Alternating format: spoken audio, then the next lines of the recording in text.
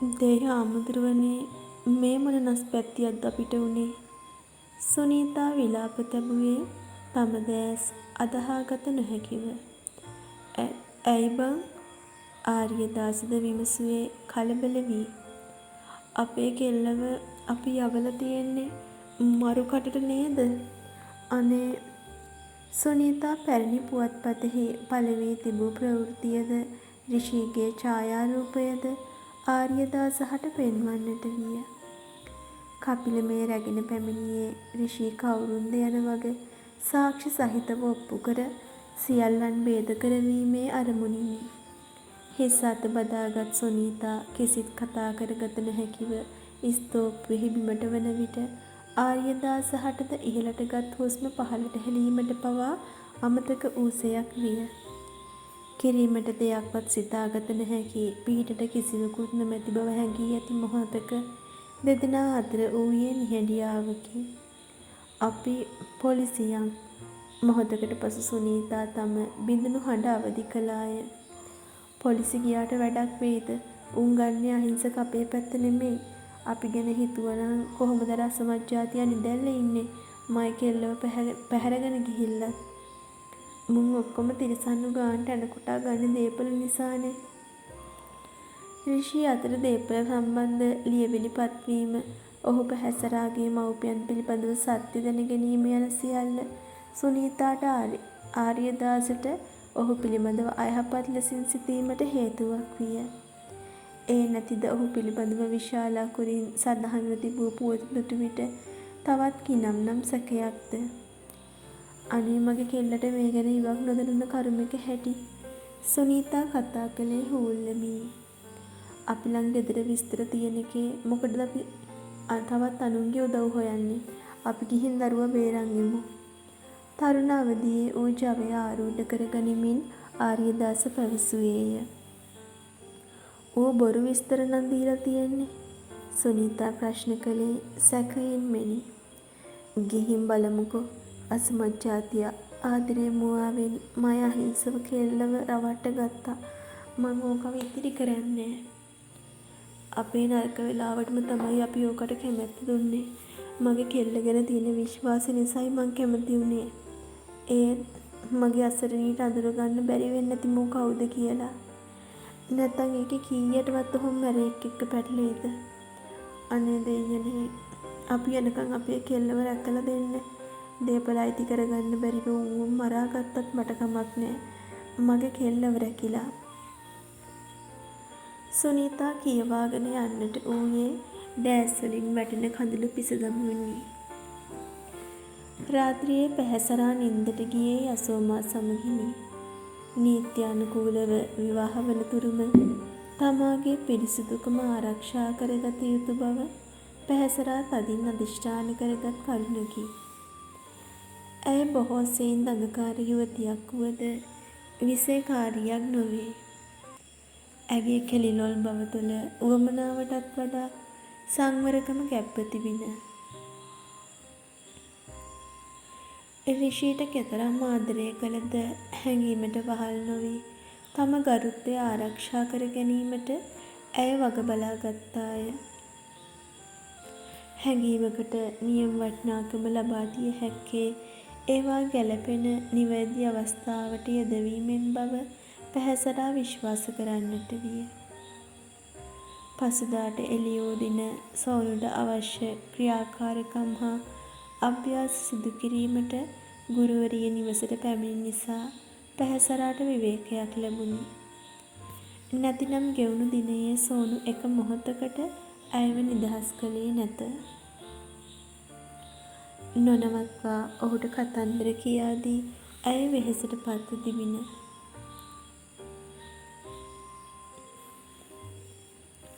එමෙන්ම ඇයට රිෂී සමගින් වචනයක් හෝ කතා කිරීමට අවස්ථාව නොලැබුණ තරම් විය. නමුත් ඒ කිසිවක් පිළිබඳව තරහක් නොසිතා ඇය කැපකිරීම් සිදු කළේ දිනක මේ සියල්ල සතුටට හේතුවක් වන බවට සිතමිනි. ගිම්හානයට පසුව වසන්තය ලැබෙන බවත් කටුපඳුරු මත හෝ ගල්තලා මත අව් රශ්මියෙන් පීඩා විඳිමින් පිපෙන මල් බොහෝ සුන්දර බවත් ඇය දැන සිටියාය. උදෑසන ආහාරයෙන් පසුව ලද විවේකයේ පැහැසරා ඍෂි සමගින් ඔවුන්ගේ ඉදිරි සිහිනය පිළිබඳව සාකච්ඡා කරමින් අදහස් බෙදා ගන්නට විය.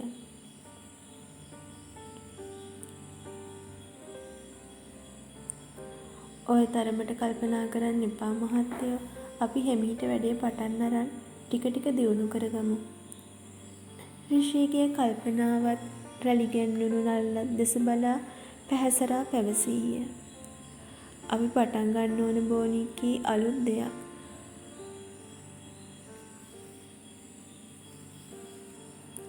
මට ඕනේ නිකන් කෑම කඩයක් නෙමෙයි. මිනිස්සු හොයාගෙන ඇවිත් කන තැනක්. එහෙනම් ඉතින් අපි ගමේ විදියට කෑම දෙමු. දේශීය ආහාර වලින් විතරක්.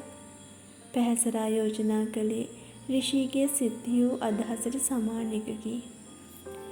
මාත් ඔය ගැන තමයි හිතුවේ. හැබැයි ඉතින් එහෙම කෑම හදනවා නම් වැඩට කෙනෙක් ගන්න වෙයි නේද? වැඩට? ඒ මොනටද? මේ මං ඉන්නේ. අපි මුලින්ම අපිට පුළුවන් තරම් මහන්සිලා වැඩ කරමු. පස්සේ බැරිය උදව්වට අය ගන්න. පැහැසරා පැහැදිලි කළේ ආදරයෙනි. බෝනිකි දන්නවද කෑම හදන්න? ඔව්. ඕනේ කෑම?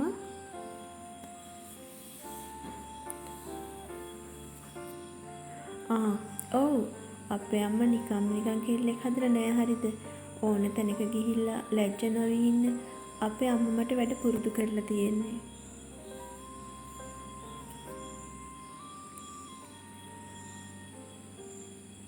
පැහැසරා කියවාගෙන යන විට රිෂියගේ නැහැය තම ඇඟිලි තුඩුවට මැදි කර මදක් තද කළේ ආදරයෙනි. ඔහුගේ ආදරයෙන් ළඟකාර වූ ඇය තම අත ඌ පෑනගෙන ඔහුගේ අතෙහි බලරූප අඳින්නට විය. එපා ඉතින් තම අත ඉවතට ගනිමින් රිෂි පැවසීය. ඇයි? ඔහුගේ අත තරයේ අල්ලා යළිත් තමා වෙතට කරගනිමින් ඇය විමසීය. මට කුචි. ඇඹලේ කොල්ලන්ට කුචි තියනවද?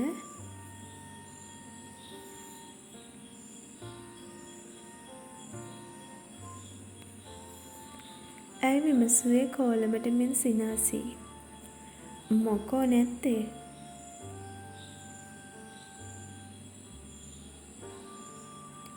අම්මේ හරි මැරයා නේද? ඒත් කුචි. යයි පවසමින් ඇය ඔහුට කුචි කවන්නට විය. මං ඉතින් මල් පැලේ වගේ හිටපු කොල්ලනේ. එතකොට මට කුචි තමා. ඔහුගේ කතාවට ඇය හඬ නගා සිනාසී අනතුරුව මුවග හැඩ කරමින් මුල පිරුවේ වෙනස් කතාවකටයි. ඇත්තටම රිෂි ඔයාට ඉඳලා නැද්ද? කවුද? කවුඩුළු වත්තේ මහ උන්දෑ. කියන්නකො වදේ.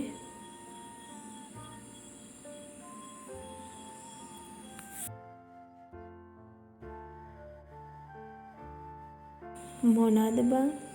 කෙල්ලෙක් ඉඳලම නැද්ද? ඔය නෝනට ඉඳලා නැද්ද කොල්ලෙක්? ඔහු ඇයව එකී ප්‍රශ්නයට හසු කරගත්තේය.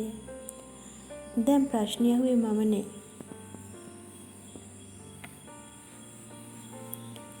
ඔයා උත්තර දුන්නොත් මමත් දෙනවා. මෙන්න වැඩක් කපටියා. ඉතින් කියන්නකෝ. බෝනික්කි ඉස්සර මෙහෙම කොල්ල එක තුරුල්ලා ඉඳලා තියෙනවද? අනේ මේ ඔයාට එන්න එපා හරිද? මට කොල්ලෝ ඉඳලා නෑ. ඔය කීවට කවුද දන්නේ? ඔයා මොනා හිතාගත්තත් මට කමක් නෑ. මට කොල්ලෝ ඉඳලා නෑ. යයි පැවසූ ඇය බුම්මාගෙන ඉවත බලා යලිත් ඔහු සමගින් හුරතල් විය. කියනවා මෝඩයෝ හිටියා නේද? හිටියා. හැබැයි හිතේ කීවේ? ඔහුගේ එම වචන කීපයට මේ වන විටත් ඇගේ දැස් තෙත්ව ගොස් අවසන්ය. හිතේ කීවේ හිතේ. පාරේදී දැක්ක කෙල්ලෙක්. මං අහන්න බයෙන් හිටියේ. මට කැමති වෙන්නේ නැහැ කියලා මං දන්නවනේ.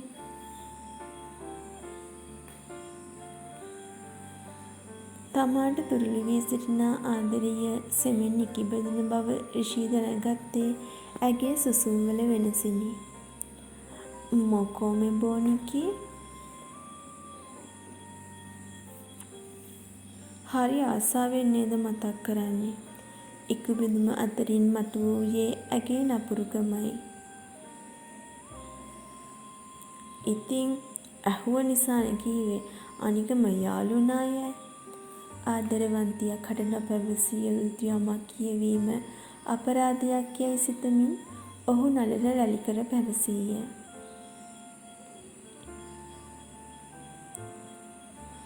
ඒ වුණාට මතකෙ තිබ්බනේ අමතක කරන්න යාව. හරිද? ඇය ඔහුගේ පපුතුර නියපොතු තුඩින් රිදවමින් පැවසීය. ඌයි මැට්ටි රිදෙනවා.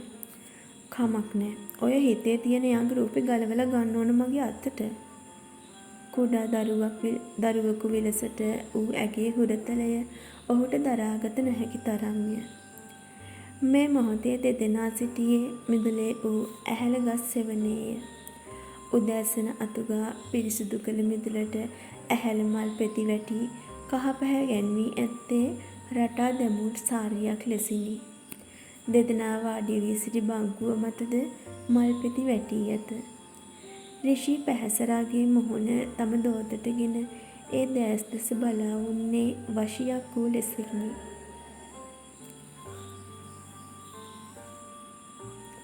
මේ රාත්‍රිය වූවා නම් ඇහැල මල් වැටී ඇති මිදුලේ උන් පැහැසරාව රාත්‍රී අහසේ තරු පිරිවරා සිටින සඳරාජිනිය ලෙසින් සිතා ඔහු රැවටෙනවාට කිසිම සැකයක් නැත.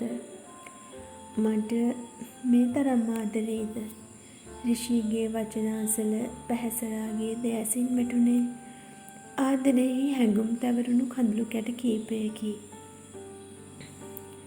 ඔහු විමසූ පැනයට පිළිතුරු ලෙසින් ඇය ඔහු දෙස බලා හිස සෙලවුවා පමණි.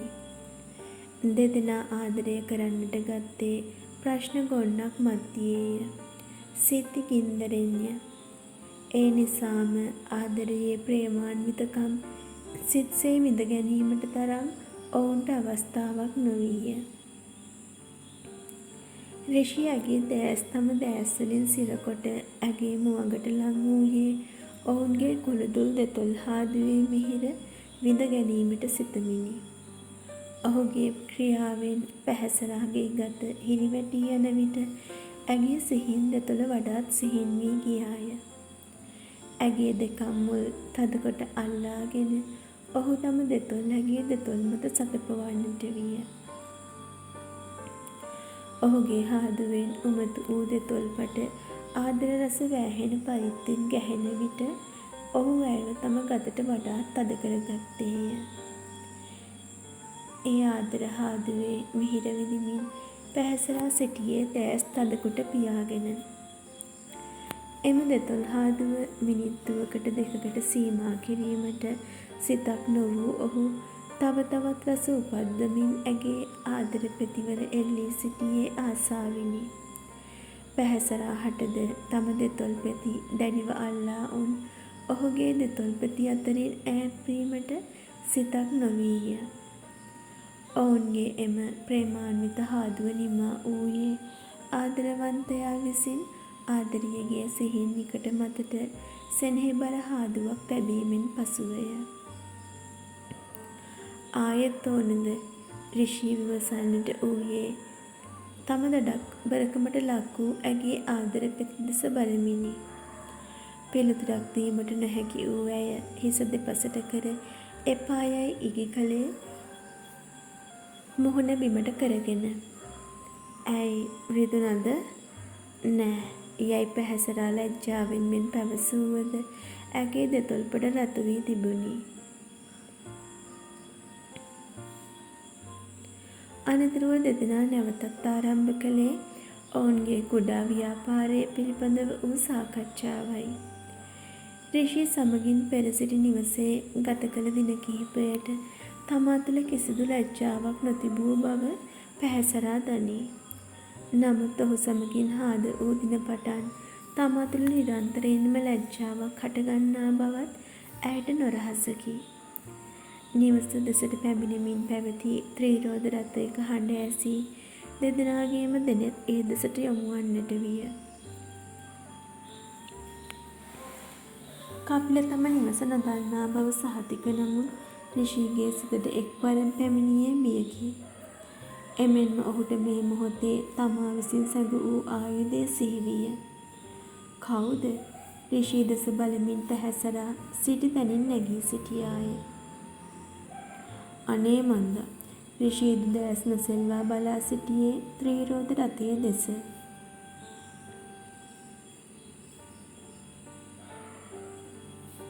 අම්මා. ත්‍රිරෝද රථයේ පැමිණෙමින් සිටි පිරිසුදුට පැහැසරා කෑගසා පැවසූවද ඇය තුළ බියක් මිස සතුටක් නොවීය. හේතුවක් නොමැතිව ඔවුන් මෙලෙසට නිවස සොයා නොපැමිණෙන බවට දන්නා ඇයට සිතෙන්නට වූයේ ඔවුන්ට යම් විපතක් වී ඇති බවකි. ත්‍රිරෝද රථයෙන් බැසගත් සුනීතාත් ආර්යදාසත් දෙදෙනා වෙතට පැමිණියේ නිවස දෙසද ඕනෑකමින් මෙන් බලමිනි. ඇයි අම්මා මේ? මුහුණෙහි සිනාවක් ඕනමැති නිසා පැහැසරා විමතියෙන් බලා විමසීය. අනේ මගේ රත්තරනේ.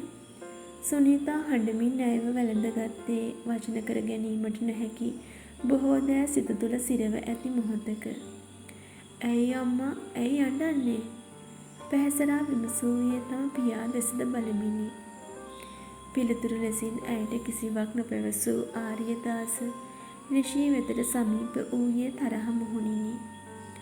වෙස් මූණක් දාගෙන අපිව රැවට්ටුවට කමක් නෑ. ඒත් මගේ කෙල්ලව රවට්ටන්න තරම් පාපතර මිනිහෙක්ද ඔබ? ආර්යදාසගේ වචන අසල රිෂි නිරුත්තර වුවද පැහැසරා නිහඬව සිටියේ නැත. අනේ ඇයි තාත්තේ මේ ඇඩ්‍රස් එක බොරු එකක් වුණා නම් අපි කොහෙන් කියලා බෝ හොයන්න දුවේ? මේක හොරෙක්, මිනී මරුවෙක්. දෙමාපියන් අහිමි වීම නිසා රිෂිට පැහැසරාගේ දෙමාපියන් හැඟී තිබුණේ තමාගේම ලෙසිනි. ඒ නිසා ආර්යදාසගේ වචන ඔහුට පපු කුහරය තුළට ඇතුළු වූ හීසර වර්ෂාවක් පරිද්දෙන් විය. කුමන ආකාරයකින් හෝ ඔවුන් තමා පිළිබඳව සියල්ල දැනගෙන ඇති බවට වටහාගත් රිෂි දෙනෙත් බිමට බර කරගෙන සිටියේ අසරණ වූ ලෙසකිනි. රිෂිගේ එකී ඉරියව්ව පැහැසරාට දරාගත නොහැකි තරම් එකක් විය. නෑ තාත්තේ නෑ. ඇයි පැවසූයේ හඬමිනි. මේ මොහොතේ ආර්යදාසහට තම දියණිය පිළිබඳව ඇති වූයේ දරාගත නොහැකි දුකකි. මේක බලපන් රත්තරනේ. හිත හදාගෙන පණ බේරගෙන අපි යමු. තම සැමියාද අසරණ බව දැනී ගිය හේන් සුනීතා කපිල ලබා දුන් පුවත්පත පැහැසරාහට පෙන්වමින් පැවසුවාය. පැහැසරාට ඒ කිසිවක් අලුත් ආරංචි නොවේ. ඇය රිෂි පිළිබඳව සියල්ල හොඳින් දනී.